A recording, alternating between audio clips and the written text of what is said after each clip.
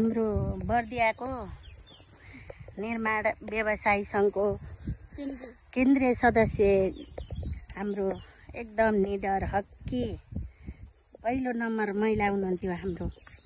यति राम्रो मान्छे गङ्गा पोखरेलको आज उहाँको छोराको यो पोखरीमा डुबेर हिजो पौडी खेल्ने क्रममा डुबेर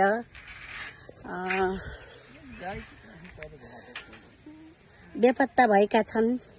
खोजी कार्य हिजोदेखि जारी छ। त्यति राम्रो मान्छेको आज दैवको पनि आँखा लाग्यो। आज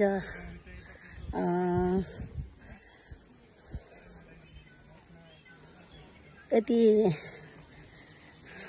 दैव पनि यति निर्दयसँग लाग्छ कि जुन राम्रो मान्छे छ त्यसैलाई खोजी खोजी दुःख दिने गरिरहेको छ यो कलियुगमा।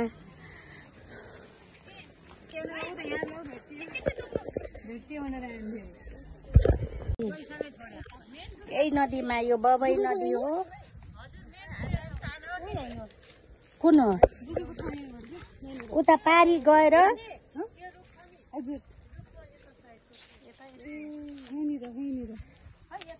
कहाँनिर रहेछ? यही भूमरीमा होला। यस्तो गहिरोमा जानुपर्ने कारण के थियो? त्यो बाबुले अलिकति ख्याल गर्न पर्थ्यो। बच्चा बच्चीले आजभोलि कति होइन बच्चा बच्चीहरूलाई अहिले सकिँदै पनि सकेन। ब्याचलर पढ्ने 20 वर्षको एकदम राम्रो कि बच्चा पनि धेरै राम्रो मान्छेलाई पनि अहिले धेरै खोजी भइरहेको छ। भगवानलाई धेरै आँखा लागिरहेको छ भगवानको। अब हामफालीको ठाउँ त यही हो होइन? यहीँनिर अनि यहाँनिर यस्तो छ कि यस्तो जङ्गलमा आएर प्रचण्ड गर्मी बर्दियाको प्रचण्ड गर्मीमा अहरात्र खट्ने हाम्रा राष्ट्रिय सेवकहरू यहाँ थकेर खोजेर थाकेर यसरी बसिरहनु भएको छ। अझै पनि भेटिएको अवस्था छैन। यहाँनिरबाट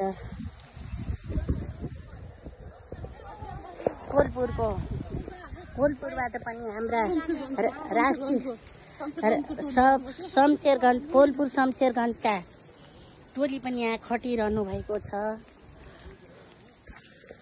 आज बर्दियाको एकदमै प्रचण्ड गर्मी भएको अवस्था छ। यस्तो नदी थाहा हुँदै पनि त्यो बच्चा नजानु पर्थ्यो।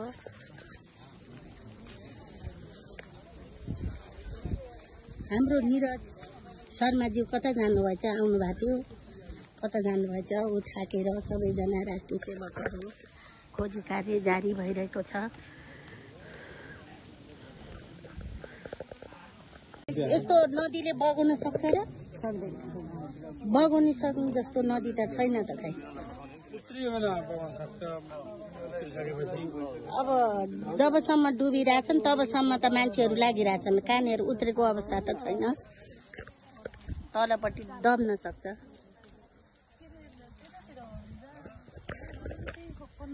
हाम्रो समाजसेवी निरज शर्मा पनि यहाँ उपस्थित हुनुभएको छ। खोजी जारी भइरहेको छ। सबैजना उपस्थित हुनुहुन्छ। अनि यस्तो नदीले पनि बगाउन सक्छ र? सक्दो रहेछ। अब देखियो थाहा पाइयो।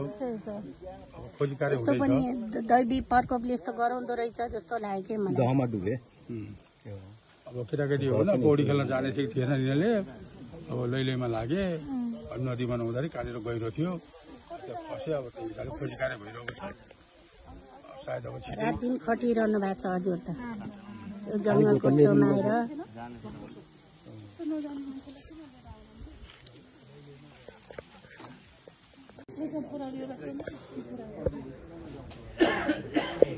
सबैले खोजी जारी छ। थाकेर बसे अवस्था सबैजनाको। यस्तो जङ्गलभित्रको यो हाम्रा पत्रकारजीहरू हाम्रो